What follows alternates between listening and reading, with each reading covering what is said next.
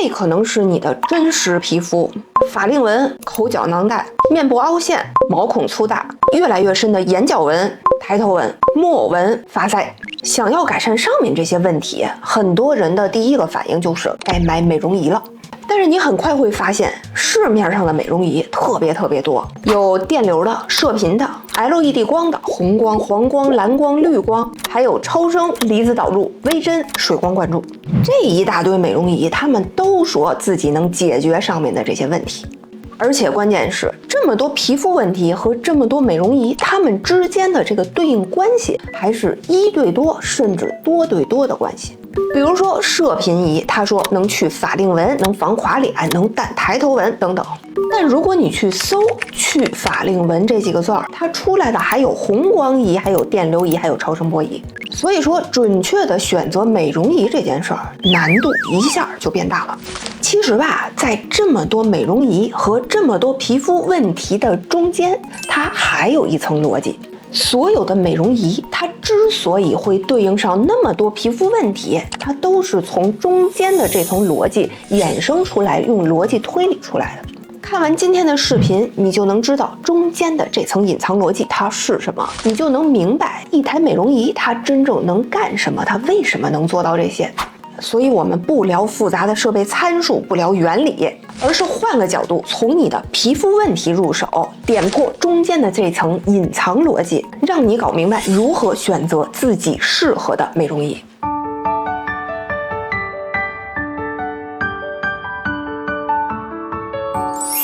刚才我们说了，很多医生和博主在给你介绍美容仪的时候，他们首先会帮你区分这些美容仪的物理学原理，比如说电流、射频、LED 光等等等等。然后呢，他们会告诉你这些美容仪它们分别能干什么。但其实你很难一下子就把这些物理学原理都学透，然后举一反三的去自己挑美容仪。再反过来看这些产品的宣传介绍的时候，会发现他们基本上都恨不得自己能包治百病一样。那这样又怎么可能准确地挑到适合自己的那个美容仪呢？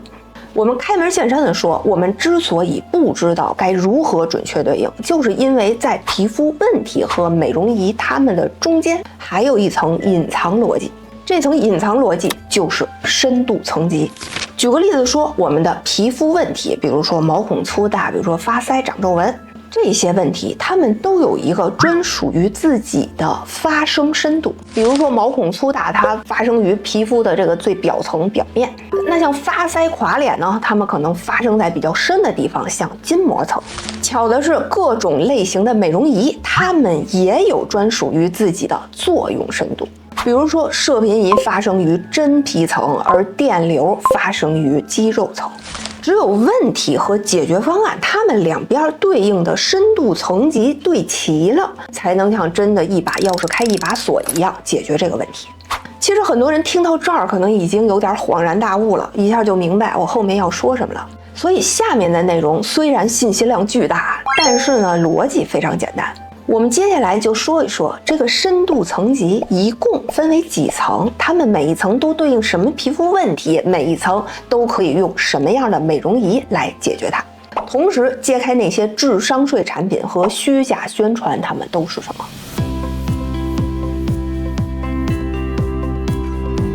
为了能让你听得更明白，我们先把皮肤比喻成一个床垫子，这个象征着面部皮肤的床垫子一共呢分为5层，它们分别是床单床罩层、乳胶填充层、棕垫层、弹簧层，还有钢丝网架层。它们分别象征着从表皮的最表层一直到筋膜层网络的深层的一个递进关系。下面我们就分层来说一下它们每一层深度对应的皮肤问题和它们适合的美容仪。先说最外层床单床罩层，它对应皮肤的角质层到浅层表皮，就像我们的床单它会起球、会磨毛、会褪色一样，对应我们皮肤的相应问题就是皮肤的表面暗淡无光、毛孔粗大，然后有轻微的干纹。所以这一层的护肤目标就是滋润干纹、细致毛孔和提亮光泽。其实呢，在这一层的问题，大部分可以依靠保养品来完成。但是如果你觉得速度太慢了，或者是效果不够明显，你可以来借助美容仪。那你可以去借助的仪器类型，就是一切以导入为目标的美容仪，把这些可以保湿、软化、滋润的这些成分，让它能充分的进入到皮肤里面。也就是说，其实这个机器本身可能不起到主要效果，主要效果还是由这些保养品里面的活性成分完成的。机器它所做到的就是一个递送过程。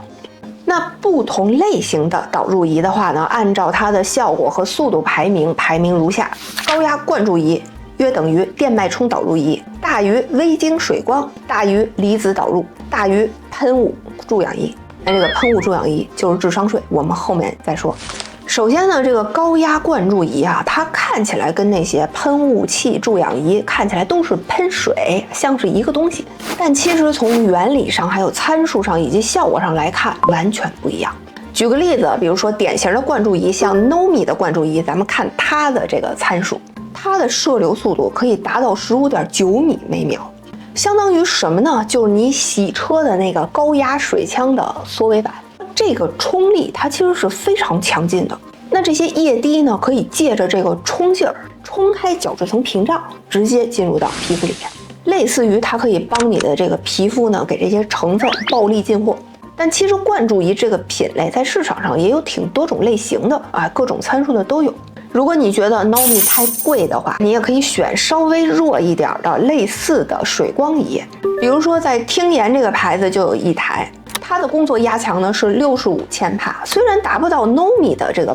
80千帕，但是你的面部也可以明显的感觉到冲力。这里呢说一个挑这类仪器的一个小 tip， 就测试它的吸收性能好不好，有一种非常简单的方法，就是把这个仪器打开之后呢，对着你皮肤的一个地方使劲冲它个30秒到1分钟，然后呢你去看你这个皮肤上面残留的液滴多不多。这个呢，我之前试过。你像 Nomi 这台的话，没有明显的液滴或者水流。听妍的话呢，会有一些零散的液滴。但是如果你去用市面上那些，比如说喷雾仪、助氧仪的话，那水哗啦啦的。这说明什么呢？就是说明它到底是冲进去了，还是被你的皮肤角质层给挡住了，然后流出来。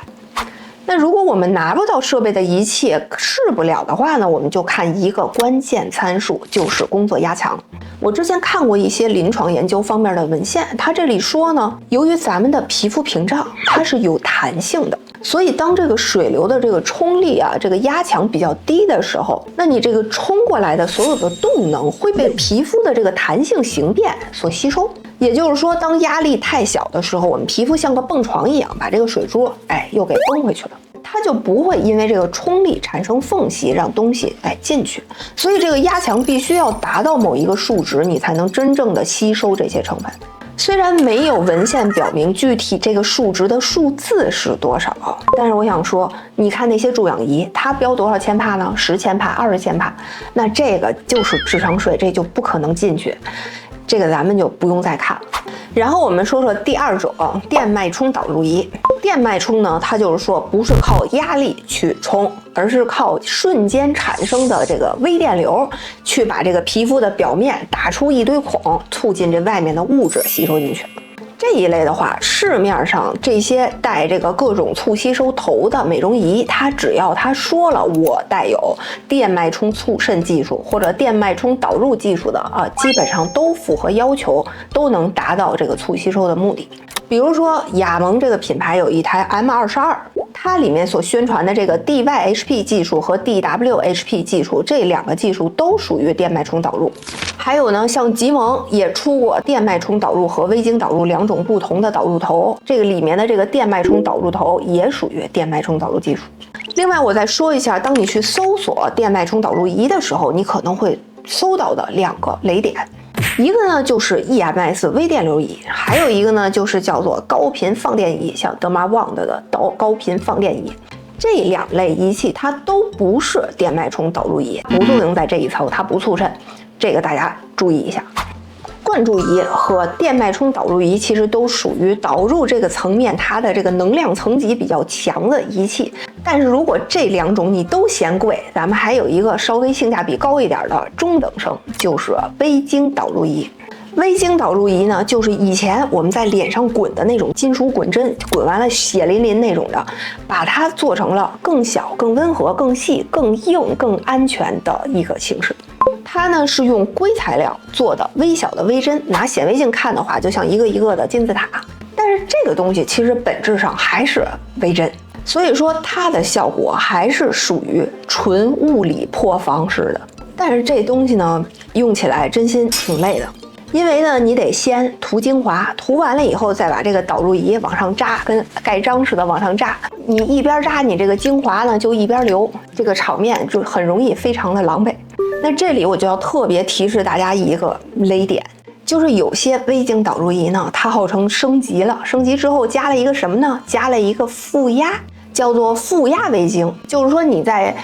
扎的时候，它有一个负压，能把你这个皮肤呢吸起来一点。明面上说呢，它会阻止这个精华乱流，你在使用的时候体验感呢提高了。但是你想想，它这个负压等于说在外边安了一个真空吸力去吸你这个皮肤，那你这精华不也就被它都给吸走了吗？最后这精华多少进了机器，多少进入了皮肤，你就不好说了。市面上这些宣传了微晶导入头的或者微晶导入仪的，不管是手动的还是电动的啊，只要它提供了相关的这个显微照片、产品的这个参数，基本上都可以。这是一个很成熟的技术。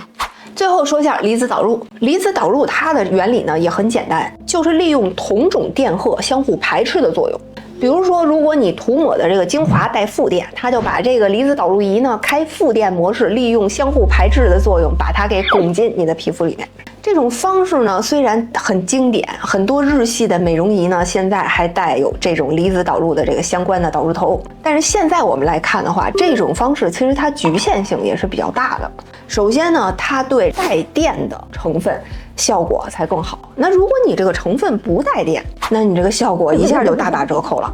其次呢，它这种吸收方式基本上只认小分子。如果你是一个大分子，比如说大号的玻尿酸、胶原蛋白这种，它也没有什么用了。这也就是为什么我们在这个能量层级排名上给它排到比较靠后的原因。导入这几种仪器都说完了之后，其实大家就明白了。这里面呢，电脉冲和灌注仪它的导入能量是比较大的，效果也是比较好的。微晶导入呢，它累点儿，但呢也有点用，属于中等生。离子导入受限比较大，尽量的咱们能不选就不选了。注氧仪就是智商税，因为所有的液滴都被咱们皮肤表面的弹性给回弹出去了。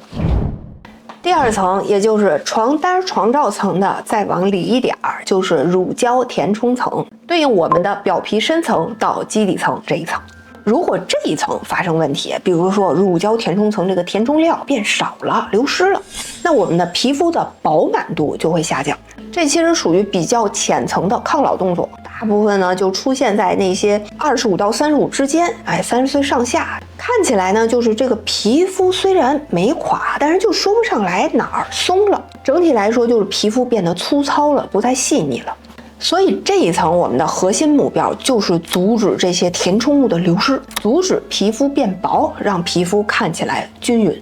在这一层，不同类型的美容仪按照它的效果排名的话是这样的：高频超声大于非波托点阵激光，大于 LED 红光。先说高频超声，在这个赛道里有一个特别典型的选手，就是 Skin Nova。这台机器在美容仪圈里有两个特别极端的评价，有人呢说它简直就是救命稻草，有人说它是顶级智商税。它呢有两大硬伤，一个是贵，几千欧元；一个呢是没有任何体感，既没有电流的那个酥麻感，也没有射频的热感，更不像 LED 光似的，你能看得见它有这个色儿。但其实它还真不算是智商税，它采用的是10兆赫兹的高频超声，作用深度呢大概在表皮的深层到真皮浅层之间。它虽然不像医美超声炮用的低频超声那样作用的那么深，能作用到筋膜层，但是它在浅层有属于自己的王牌。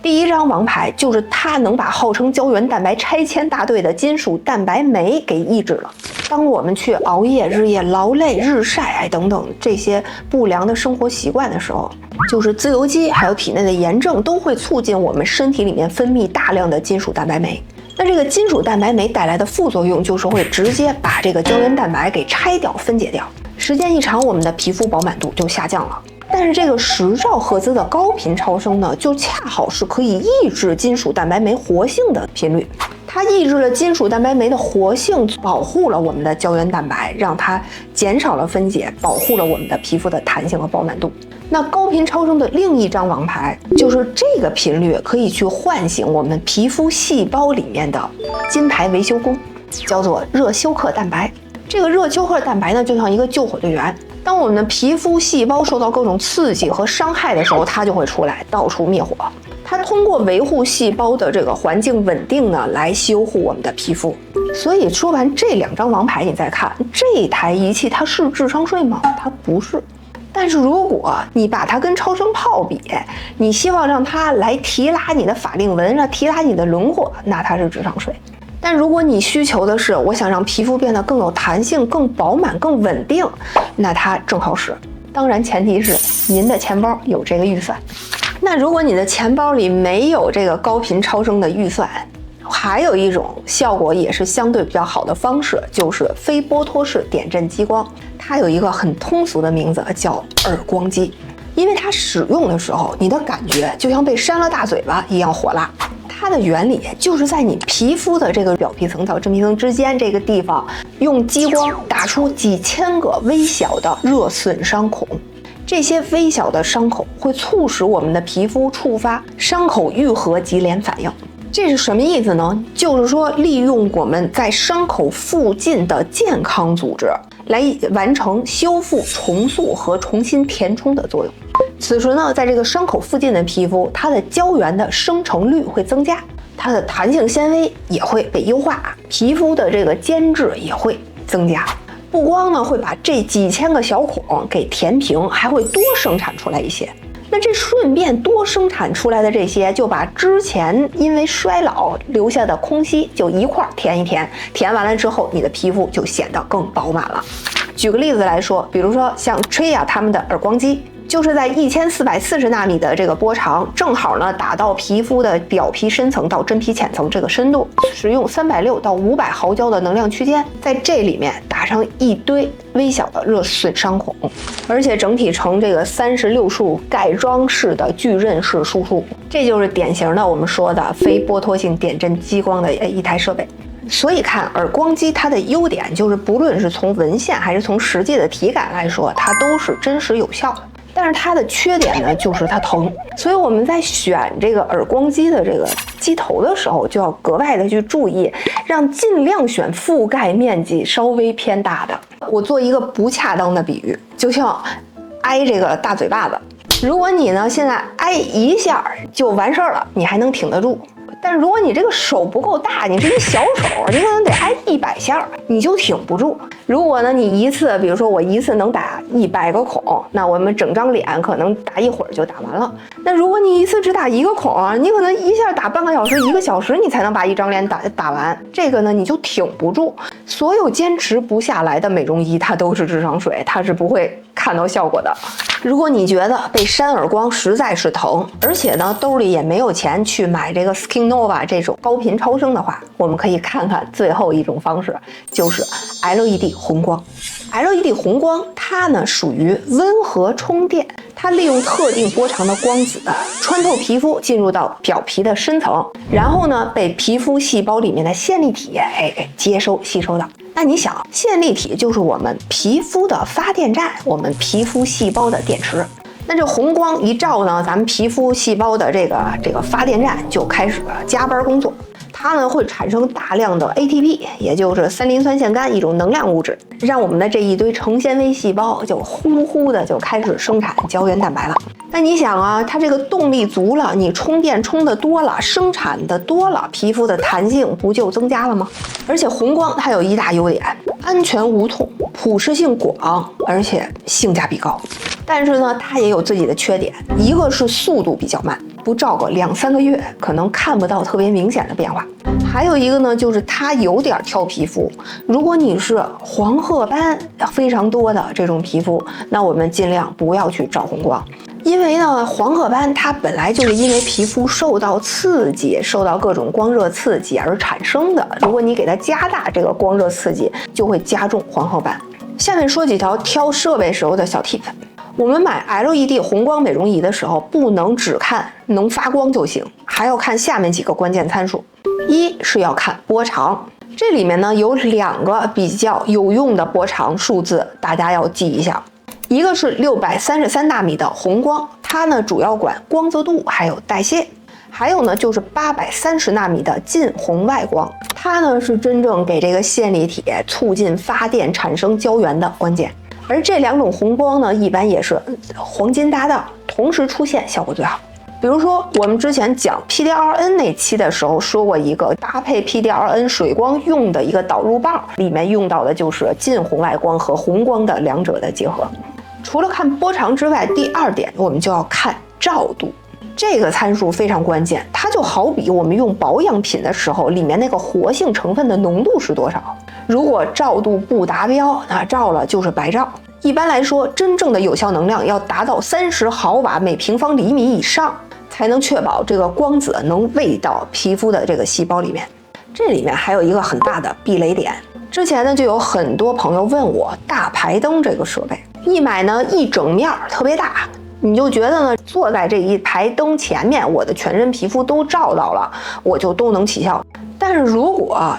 你去测它的照度，你就会发现一个很大的问题，就是你紧贴着灯测的这个照度，和你哪怕只离开2-3厘米测的这个照度，就已经有数量级上的差距了。这个感觉就像是说，你坐在一排灯前面，你可能只是晃了一下，但是对于大排灯来说，它就是有效和无效的区别。只要你不能做到把你自己固定在一个位置，完全不动的去照，那它就有可能达不到你想要的那个效果。所以我反而比较推荐那些软的硅胶面罩、面膜型的那些。它虽然戴上的时候看着诡异，跟鬼片似的，但它起码它的距离固定啊，可能反而是效率更有保障的一种选择。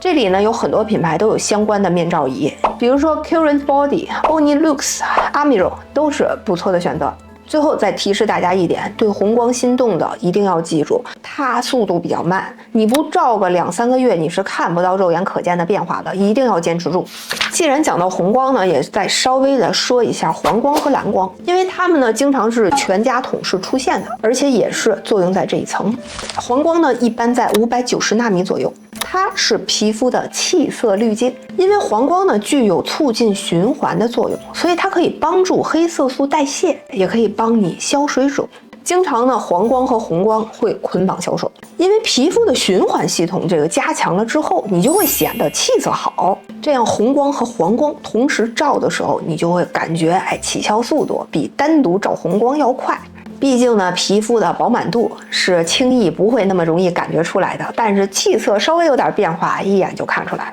那蓝光呢，一般是在415纳米左右，它是皮肤的灭火器，因为这个波长呢，它可以作用在皮肤的表面去杀灭痤疮、丙酸杆菌，辅助痘痘去愈合，以及不让痘痘再复发。到这儿，可能很多人会问，那这些光是一起照好呢，还是分别照比较好呢？那我建议的话呢，是这红光和黄光可以一起照，但是这蓝光要单独照，因为红光和黄光它的本质都是让这个皮肤细胞动起来、活跃起来，而蓝光呢是让这个细胞静下来，所以这2组呢最好是分开处理。OK， 这一层讲完，我们现在复盘一下这一层的问题，本质上是皮肤厚度、密度、弹性的保卫战。如果你预算充足，而且正好怕疼，想润物细无声的去改善皮肤，那我建议选高频超声。预算不充足，但是你有的是时间，能坚持长期用，咱们就选 LED 红光。如果你不怕疼，追求效率，皮肤也相对健康耐受，那咱们就选耳光机。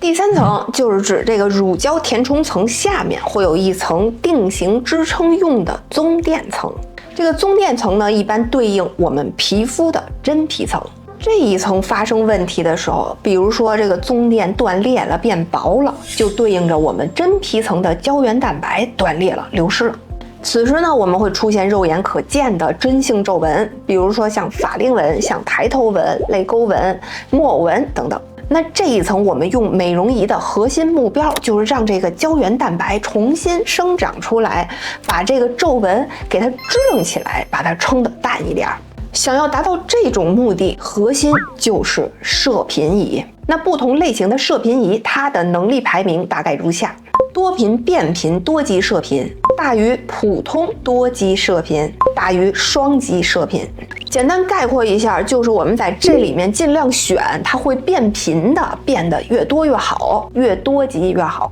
射频的原理就是利用高频的电磁波穿透表皮，直接到达真皮层，让你这个真皮层里面的水分疯狂更低，产生热量。这个过程就会把松散的胶原纤维给它烫到收缩，烫到变形。再利用这种微小的可控伤害来逼皮肤自己再产生新的胶原，把这块给修复了。那这些新的胶原呢，就会覆盖原有的这个胶原和这个区域，让这个区域重新变得有弹性，支棱起来。简而言之，就是一下给你烫坏几根胶原，然后利用自身修护的功能来顺便抗个老。市面上的射频仪非常多，种类也非常多。要想选好射频仪，我们核心关注3个指标。第一个就是射频仪的类型，就是我们刚才开始说的，有多频变频的，也有单极的、双极的、并频的。这就类似说我们这个射频仪是一个烤箱，有的呢就照一个地儿使劲的烤，还有呢均匀着变着法转着圈的烤。简单来说呢，我们就选这种越多极越变频的就越好。现在比较顶配的多频变频射频仪，比如说像雅萌的 S 的5代、6代、阿米肉的胶原炮等等，它们呢不仅头多，频率呢也会变。这里面呢高频管浅层，低频管深层，这种全频谱打击类型的射频仪，才能把你这个皮肤的这个综电层呢里里外外都给烫到。第2个关键参数就是看电极的距离，因为射频能量的有效深度和电极的距离成正相关，因此呢，电极之间的间距是这个射频能量深度的重要参考。所以大家可以避雷一下那种针尖头或者电极密密麻麻在一起排布的这种类型的设备，那些间距贼小、挨得贼近的，它的这个电流呢就只会抄近路，在皮肤的表面短路。结果就是这个表皮烫得要死，然后咱这个真皮还是凉的，这种设备就会不仅没有效果，还会烫伤自己。那像我们刚才提到的，像雅萌 S 的5代、6代，像蜜光的胶原炮，还有呢像思可的那个射频仪，它呢属于长条形的这个电极，拉的也比较开。这几个类型呢，它在这一点上做的就都是比较好的。第3个重要参数就是能量的密度和温度控制。射频仪要想起效，咱们这个真皮的温度就一定要加热到42到45度，但是表皮只要超过43度就会被烫伤。所以在升温这块呢，不能一味的求快，也不能太慢，而是要有一个非常恰当的平衡点。这里呢，比如说雅萌，它就是一直走这种比较平衡的路线的，但是初普的一些早期型号，它就升温就比较快，有些用户会反映说感觉有点烫。这里面在挑产品的时候，还有一个雷点提示大家一下，就是千万别被这种冰敷射频这个概念给带偏了，因为射频的本质是热效应。如果这设备一边加热一边冰敷，你的体感可能是比较舒服的，但是这真皮层的温度可能它就达到不了这个42到45度了，你这射频仪就是白用了。虽然呢，在医疗行业，射频仪有专门的表皮冷却技术，但是那是针对医用仪器、医用射频仪来说的。我们的家用射频仪，它的能量是有限的，它能量没那么大。那如果你再把它冷却，它的这个影响就会比较大，它就可能让你的真皮达不到有效温度，这个效果就打折扣了。总而言之，我们在第3层的这个综电层来看的话，咱们大家就尽量选多极变频射频仪。这里面呢，还要特地跟大家说一句，其实到了这一层，很多射频仪也好，美容仪也好，它都已经被纳入医疗器械的管制范围了，因为它们的作用深度已经到达了真皮层，甚至更深。无论是在亚太地区还是欧美地区，它都都是要归为医疗器械管理的，它都不属于普通的小家电。所以这一点，当大家在购买的时候，尤其是如果这台仪器出奇的便宜的时候，一定要注意这一点。它的注册类型到底是医疗器械、医疗器具还是小家电？我呢就拿大陆地区举个例子，比如说大陆地区2026年4月1日之后，所有上市的射频仪都必须拿有医疗器械证书。那他们呢，商家就有可能在这个时间点之前，对没有证书的那些设备进行促销。那我们看到的就是价格出奇的便宜，好像出奇的划算，但是大家要注意，它是没证的。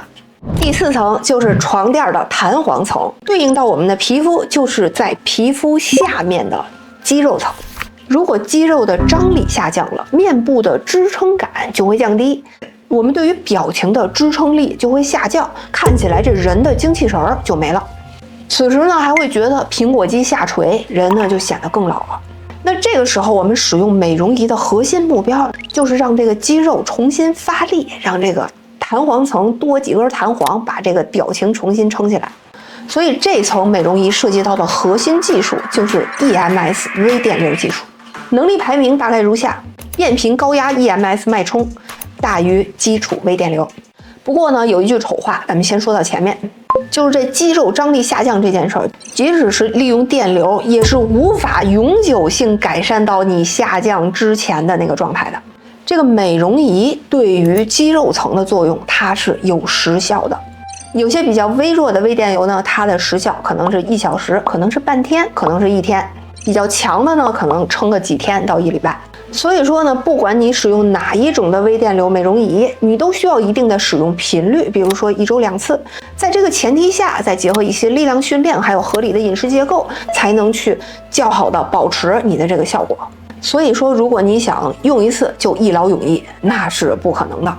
冷水泼完呢，咱们就具体说说这2种电流仪它们之间的区别。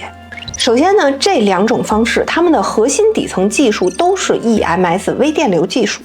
微电流技术就是指它用微小的电流去模拟大脑的信号，直接告诉你的肌肉给我动。那你这个肌肉一动起来，它就会变紧，变紧了之后，这原本松垮的这个皮肤地基呢，它就会被支棱起来，达到一个基石的物理的紧致感。那这2种方式之间，它们的区别就有点像是指导健美比赛的那种健身教练和帮你日常锻炼身体的健身教练，他们之间的区别。那像变频高压脉冲技术呢，就是那个指导参加健美比赛的那种健身教练。使用的效果来说呢，它的紧致效果会好一点，速度会快一点，可以适应的松垮范围也更深一些。但是呢，也格外疼，而且一旦坚持不住，也一样会消退。那基础 EMS 电流呢，就像是那种指导咱们日常锻炼身体的那种健身教练，它呢没有那么疼，速度呢也没有那么快，但是只要你坚持，依然是有效果的。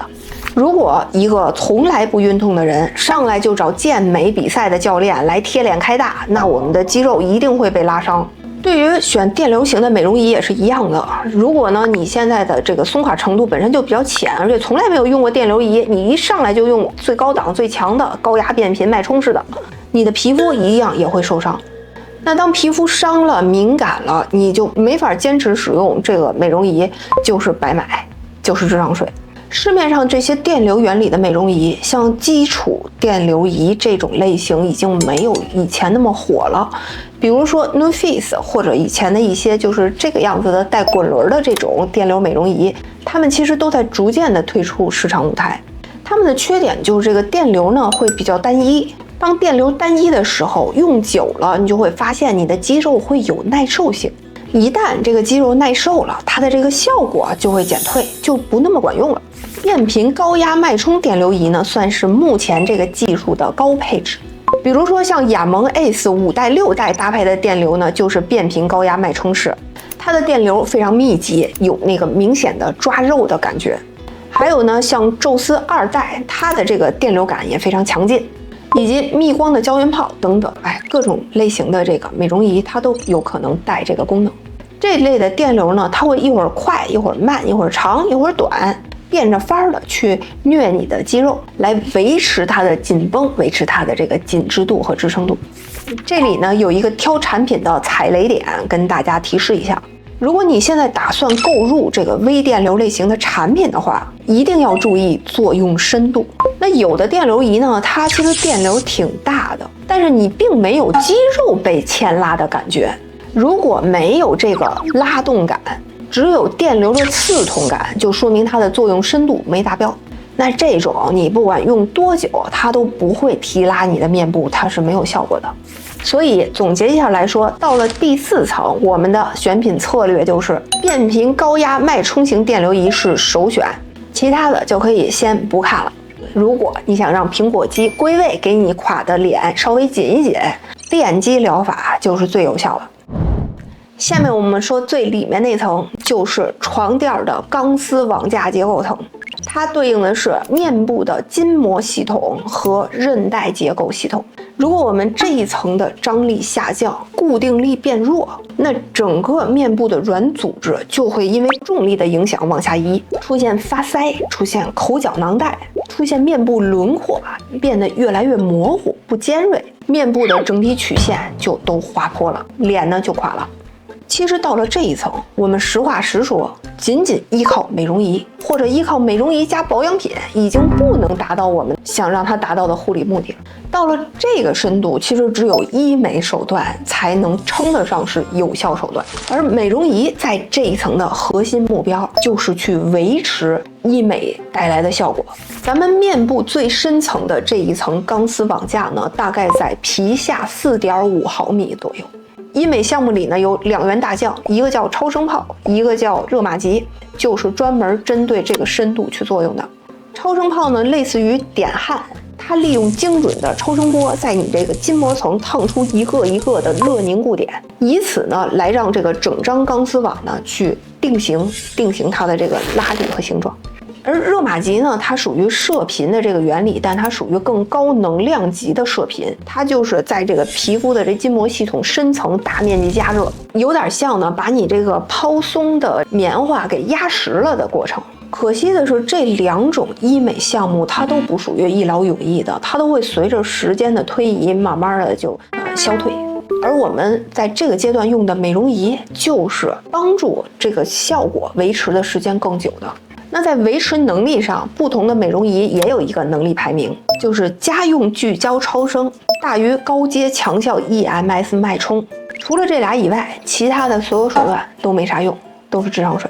家用聚焦超声有一个通俗的名字，叫做家用超声刀，听起来很厉害，感觉就是超声刀的低配版，但其实它们的能量层级完全不在一个水准。这个就像我们之前有一个视频说的，家用美容仪受到安全使用的这个限制，它不可能把能量做得太强。但是它呢，虽然不能真当这个超声刀来用，但却可以当做超声刀之后帮助维持超声刀效果的这个美容仪来用。这类的仪器呢，使用起来像盖章，就像是缩微版、低能量版的小的超声刀。我们的使用方法呢，就是说，当你做完超声刀或者热玛吉之后，在一些关键的提拉部位、容易松垮的部位，用这个家用超声刀呢进行定点的打补丁。通过定点的打补丁，就可以来延长医美的有效期。典型的仪器呢，比如说像 DJM、Amiro 的超声带。Duosonic 的 Professional Alpha 版本，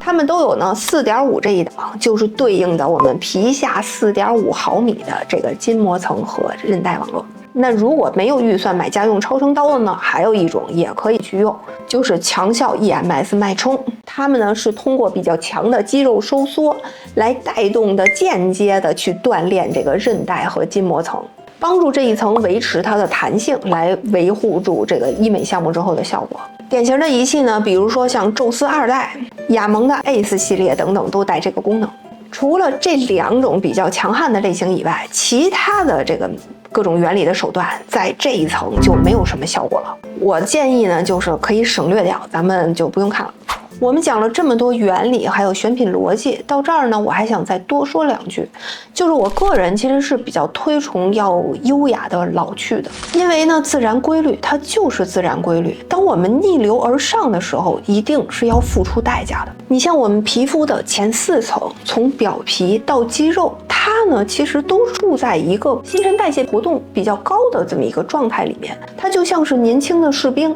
当你给他一点可控的伤害，对他来说是一种良性的磨难，会把他锻炼得更好，会让他自我修护，然后到更好的一个状态。但是当你这个深度到达第5层，到达筋膜层的时候，这个规则就变了，因为筋膜层它有一定的不可逆性，也就是说它的自我重塑的能力是有限的。当你比如说使用像超声刀、热玛吉这样的医美产品的时候，它产生的这个高温，如果温度太高了，密度太大了，使用频次太高了，它就有可能会造成不可逆的蛋白凝固。那这种类似于把它焊死的代价，就是你的面部可能会产生一定程度的僵硬，甚至凹陷、瘢痕。就算是美容仪也是一样的，如果我们不停的去使用高强度的 EMS 脉冲，或者天天都用这个家用超声刀给自己拉脸，久而久之肌肉产生了疲劳，持续紧张，你的面部也会变得僵硬。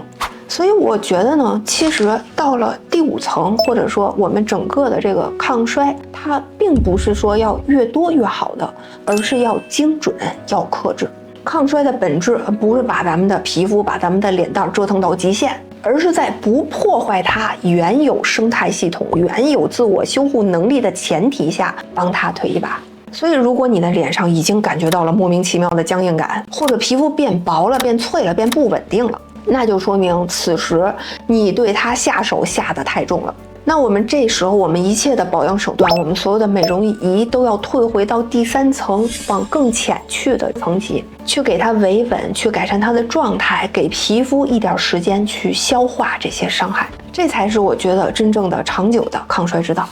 好，5层深度的这个问题和产品都讲完了之后呢，可能有些朋友就要提问了，那我如果问题不是单一的，我是综合的呢？比如说我可能既有这个第3层的这个皱纹问题，也有第4层的下垂问题，怎么办呢？这个呢也不用太担心，因为随着这个市场产品越来越多，市场上也有很多一台机型 cover 多个层级的综合型美容仪。下面呢，我就把这个视角反过来，从产品的角度出发，说一说哪些品牌的哪些机型能一台 cover 多个层级。先说雅萌。为啥第一个说雅萌这个牌子呢？因为这个牌子非常盛产6边形战士，经常呢是一台机器射频、光疗、电流全都带上。比如说雅萌 Ace 的5代、6代还有一个名字是 Bloom 系列，它可以 cover 的层级包括2、3、4层。那不管是5代还是6代，它主打的都是射频加微电流加红光。射频呢管第3层的真皮层去对抗皱纹，而微电流层管第4层的肌肉层去提拉我们的轮廓，红光呢管第2层进行肤质改善，让皮肤看起来更饱满。同时呢 Ace 6代还针对易长痘的皮肤改了一下这个头的设计，变成了纯的平头。雅萌呢还有一个系列叫 Max 系列，那 Max 的2代、3代也是能 cover 很广的，它可以 cover1、2、3、4层。这2款呢，在形式上都会显得比 Ace 这个系列会更全面一些。除了微电流、红、黄、蓝光之外呢，它还搭配有清洁模式、渗透模式、冰敷模式，它更像是一台全能家用，一台多效，就是说一机顶别人家俩菜那种的。如果和 Ace 来比较呢，就是这个 Ace 会多出来射频，所以 Ace 在第3层会更强一点，它更适合抗衰。雅萌还有一个闪修系列，像闪修的 Pro 呢，它可以 cover 1、2、4层。这个1层，也就是在皮肤表面这一层呢，它是通过蓝光功能来针对痘肌进行维稳，去抑制旺盛的油脂分泌，来在易长痘的区域进行镇静、消炎、改善肤质。然后呢，利用红光提升细胞的这个代谢，这个光电同时配合，在淡纹的同时也可以紧致面部。总而言之，闪修仪的核心就是帮你改善肤质和皮肤的状态。第二个呢，我们说说 Artistic， 它旗下呢有2大系列，一个叫宙斯，一个叫魅影，是这个市场上比较主流也卖得很好的一个系列。这2个系列都是以卖电流为主的。像宙斯系列呢，它结合了中频间歇式电流、EMS 微电流和 RF 射频，还有多色 LED 光疗等一堆技术，可以包括肌肉刺激、胶原增强、循环改善，还有各种皮肤状态的改善。而魅影系列呢，相当于宙斯的平替版，体感更温和，价格也更低。宙斯2代还有魅影，它可以 cover 的层级都是2、3、4层。第3个，我们说说初普 Tripole。Tripole 主攻的是射频，以前呢出过一些单的射频功能的，现在也出综合型的机型了，算是比较专注深层系统中的美容仪。比如说像初普的紫矿和金矿这2台呢，它 cover 的层级是3层和4层。其中呢，主战场在第3层，也就是通过高能射频来改善各种类型的皱纹，而且它还专门搭配了提拉紧致模式，利用电流针对这个下颌线还有皮肤的轮廓进行提拉。第4个，我们说说蜜光 Amiro。如果说雅萌是卖6边形战士，宙斯和魅影是卖电流，初普是卖射频的话，Amiro蜜光就是卖性价比。他也很喜欢把什么红光、红外光、射频、微电流等等一大堆功能都融合在一台机器里面，同时还更平价。比如说像 Amiro 的 Turbo 系列，它 cover 的层级是2、3、4层，包括多级的深层射频技术，它的这个能量呢比常规的射频会更均匀、更密集，可以触达到真皮层来促进胶原蛋白的生成。同时呢，还有微电流 EMS 来带动这个肌肉的收缩，然后提拉紧致轮廓，而且还带红光和黄光的一个复合头，改善微循环、提亮肤色，以及呢这个红光里面也是带 IR 近红外光的，去增强皮肤自身的这个动力电池的作用，来促进皮肤弹性变得更好。虽然说如果把这一台 Turbo 去跟雅萌的 Ace 或者 Max 进行比较的话，肯定还是雅萌的可能它的这个品牌年限更长，数据更稳定。但是 Amiro 呢，它可以用一个更香的价格，并且呢可以达到70分以上的水准，来降低这个美容仪的使用门槛。还有一个呢 Amiro 的 S2 胶原炮，它 cover 的层级是第2、3、4层。它用的是点阵射频技术，加上掌上排灯，再加上微电流。和 Turbo 系列呢，在肌理覆盖这个层面上有相似的地方，但是这效果和使用方式是不一样的。S2 的使用方式呢，它像盖章一样，它会根据面部分区，然后你分模式的去使用它。效果的话呢，虽然都是射频，但是 S2 它的能量更高，效率也更高，单次的作用会更精准、更充分，而且呢，再加上3种颜色的一共120颗灯珠的掌上排灯，也可以和这个射频效果有所加成。所以整体来说 ，S2 它不是一个入门款，而是更深入的抗老款。除了刚才说的市场上几个主流的品牌之外呢，其实还有很多比较新一点的品牌也在做这个综合型的美容仪。比如说像 Medicube 的 Age Booster 系列，它也是带水光模式、带微电流模式、带微针电打孔模式等等，各种技术加成在一起。这台仪器呢，就很适合那种追求皮相美、影星都喜欢的那种水光肌的感觉。如果你也喜欢这种，你可以去尝试这台仪器。OK， 说到这儿，我们今天的关于美容仪的这个挑选攻略就全都说完了。稍微给大家总结一下，因为比较长。首先，在我们挑选美容仪之前，先照一照镜子，对应这个各层深度它的皮肤问题，看看我们自己的皮肤问题，它是处在哪个深度为主。第二呢，按照这个问题的深度层级，还有我们给出的各层美容仪强度排名，去挑选排名相对较高的适合我们的美容仪的原理类型。第3步，根据挑选建议选机型。第4步，可以参考我们给出的各种避雷小 tip， 去对美容仪进行实测筛选。然后呢，如果是单一问题选单一机型，如果是综合问题选综合机型。对于综合机型的各品牌关键词也给大家总结了一下。追求全能、追求深度的选雅萌，追求即时提拉的选宙斯，追求功能多、性价比高的选蜜光，追求韩系水光肌的选 Medicube。可能我现在的举例并不算全面，如果大家感兴趣的话，可以在评论区告诉我，我会不断的来补充更多的仪器信息到我的会员贴吧去。如果对这个系列更新感兴趣的话，欢迎加入我的会员。最后呢，还有一句话想跟大家说，不管是哪种美容仪，只有能坚持用下来的美容仪才是有用的美容仪。所以建议大家在挑选之前，一定要自己预演一下你能不能坚持。比如说怕疼的朋友，我们就谨慎选择电流和射频；而缺乏耐心的朋友，我们就谨慎选择光电美容仪。不管仪器多便宜，只要买回来放那儿吃灰，就都是智商税。我是配方之星星，感谢收看本期的美容仪攻略。希望这一篇信息量多到爆炸的视频能够真正的帮到你。